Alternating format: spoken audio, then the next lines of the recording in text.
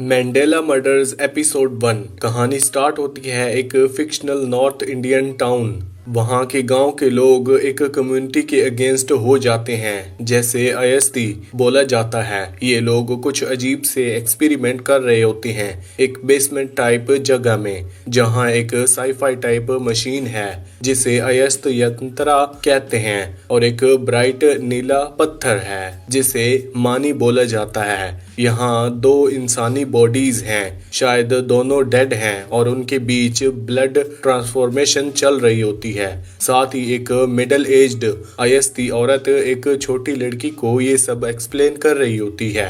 उसका कहना होता है कि असली प्रोसेस तो तब स्टार्ट होता है जब एनर्जी ट्रांसफर होती है एक बॉडी से दूसरी बॉडी में। ये सब बदला लेने के लिए किया जा रहा होता है। सोसाइटी से जो अयस्तीज के साथ बुरा हुआ था उसका रिवेंज लेने के लिए। अगर ये प्रोसेस फेल हो गया तो फिर अयस्तीस को फिर से बहुत वक्त तक वेट करना पड़ेगा। इस चैम्बर या फिर बेसमेंट में सब कुछ रुक्मणी घोस्ट रोल में श्रिया हैंडल कर रही होती है। वो मानी को एक बॉडी के सेंटर में रख कर प्रोसेस स्टार्ट करती है, लेकिन प्रॉब्लम ये है कि गांव के लोग ऑलरेडी बाहर पहुंच गए हैं और किसी भी वक्त अटैक कर सकते हैं। रुक्मणी अपने दोस्तों से कहती है कि वो दरवाजे पर नजर रखें जब तक ये रिटायल कंप्लीट ना हो जाए। प्रोसेस चल ही रहा होता है और जिसमें मानी है वही बॉडी धीरे धीरे अलाइव दिखने लगती है, लेकिन तभी कोई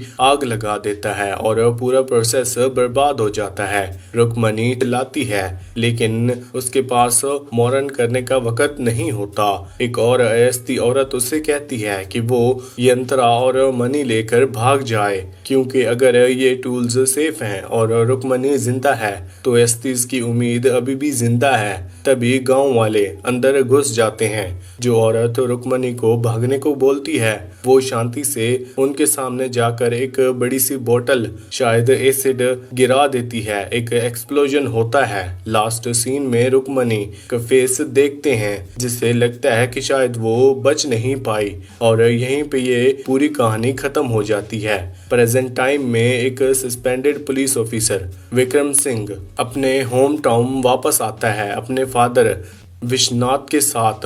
उसके फाइनेंस कविता कोमा में है। अभी तक क्लियर नहीं है कि क्या हुआ था, लेकिन लगता है कोई एक्सीडेंट हुआ था। विक्रम के छोटे भाई पवन की मौत तब हुई थी जब दोनों छोटे थे। विक्रम साइकिल चला रहा होता है और पवन उसके पीछे बैठा था। एक्सीडेंट में पवन मर गया, पर ये सभी उस दिन ही हुआ था। उनकी माँ वसुधा भी मिसिंग है। लोगों का कहना है कि वसुधा ने पवन को वरुणा जंगल ले जाने का कहा था और फिर दोनों कभी वापस नहीं आए। पवन का बॉडी तो मिल गया, लेकिन वसुधा सिर्फ एक पर्स छोड़ गई थी। उस पर्स में एक कॉइन था जिसमें एक अजीब सा सिंबल बना हुआ था। तो विक्रम की लाइफ पहले से ही ट्रेजेडी से भरी हुई थी, एकदम क्लासिक। वो गांव जाते हैं। ट्रेन में विक्रांत और विश्वनाथ की मुलाकात एक फोटोग्राफर से होती है। नाम है अभिषेक।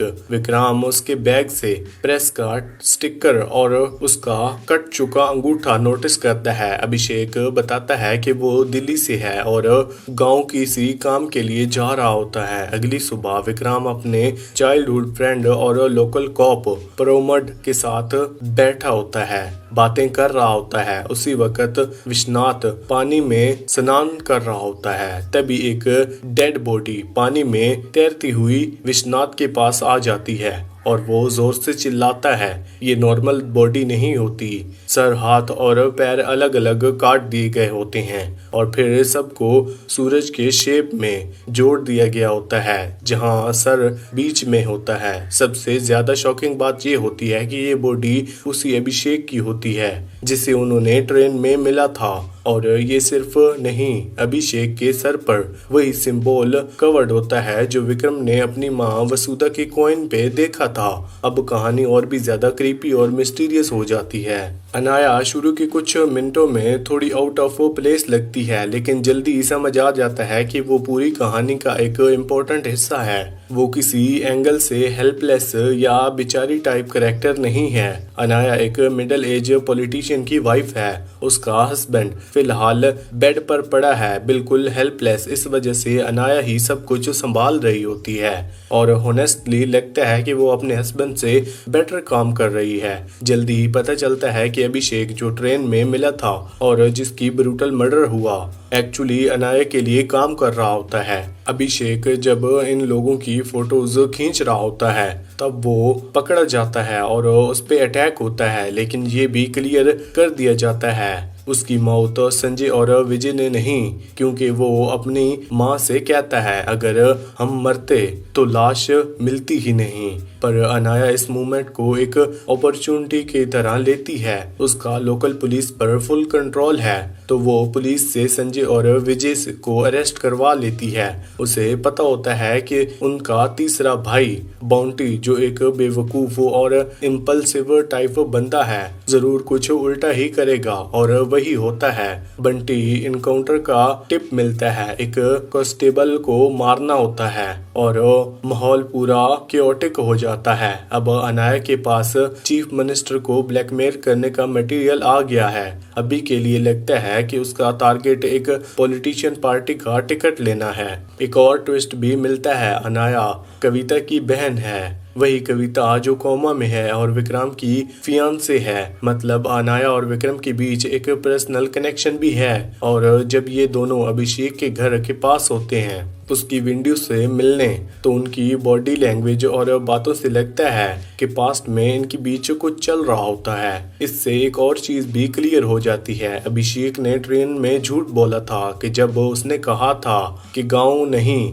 क्लियरली वहीं कहा था, तभी तो उसकी वाइफ यहाँ रह रही थी और उसका लिंक अनाया के साथ भी है। एक्सपेक्ट नहीं था कि इस एपिसोड में विक्रम की मां वसुधा के बारे में इतना कुछ दिखाया जाएगा, लेकिन हमें काफी कुछ मिलता है। फ्लैशबैक में दिखाया जाता है वसुधा, पवन और उनकी मां और उसका दोस्त उर्मिला वरुणा फॉरेस्ट जाते हैं। ये जंगल कुछ मिस्टीरियस और दूसरी दुनिया जैसे लगता है।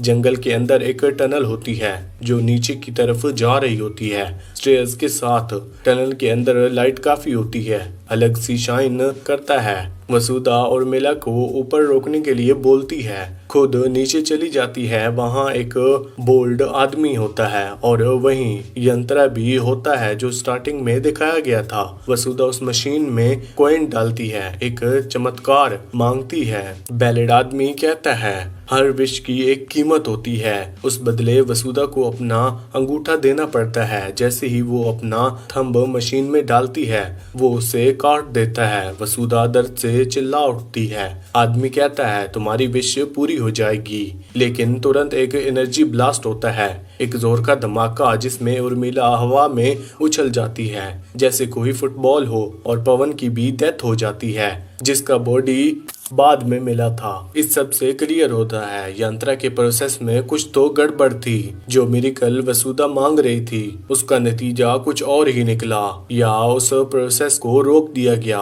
या उसमें कोई और फोर्स बीच में आ गई थी। अभिषेक के साथ एग्जैक्टली क्या हुआ ये अभी तक क्लियर नहीं हुआ। शो में हमें अब तक पूरा सच नहीं बताया, लेकिन उम्मीद है बाकी एपिसोड में रिवील होगा। एपिसोड के एंड काफी मिस्टीरियस होता है। हम देखते हैं कोई अननोन पर्सन अभिषेक के साथ कुछ कर रहा होता है। सीन बिल्कुल वैसे ही लगता है जैसे स्टार्टिंग हुई थी। रुक्मणी ने किसी बॉडी पर मनी रखकर एक्सपेरिमेंट शुरू किया था, तो क्या कोई दोबारा वही रिटायल रिपीट कर रहा है? क्या अब अभिषेक की बॉडी के थ्रू कुछ एक्टिवेट होने वाला है? अब इन सब से दूर दिल्ली में एक और ट्रैक चालू होता है जहां सेंट्रल इन्वेस्टिगेशन ब्यूरो की ऑफिसर रिया थॉमस उस गांव के केस में इंटरेस्टेड दिखाती है। पता नहीं क्यों, लेकिन रिया को इस केस की काफी अंदर से महसूस होती है। उनका बॉस नवीन उस फील्ड में भेजना नहीं चाहता क्योंकि रिया को डेड लोग दिखते हैं, स्पेशली एक छोटी लड़की का भूत। ये एक मेंटल हेल्थ इशू माना जाता है जो रिया पिछले 2 साल से फेस कर रही होती है, लेकिन फिर भी वो अपने काम में टॉप पर होती है। एक ब्रिलियंट पुलिस ऑफिसर। उसे एक प्रमोशन भी ऑफर किया जाता है, लेकिन वो क्लियरली मना कर देती है क्योंकि उसका फोकस उस गांव के केस पर होता है। पर सवाल ये है कि रिया को ये केस क्यों चाहिए और वो छोटी लड़की कौन है जो उसे बार बार नजर आती है। इसी के साथ एपिसोड 1 यहीं पर खत्म होता है। वीडियो अच्छी लगी तो वीडियो को लाइक करके चैनल को सब्सक्राइब लाजमी करना। Thanks for watching.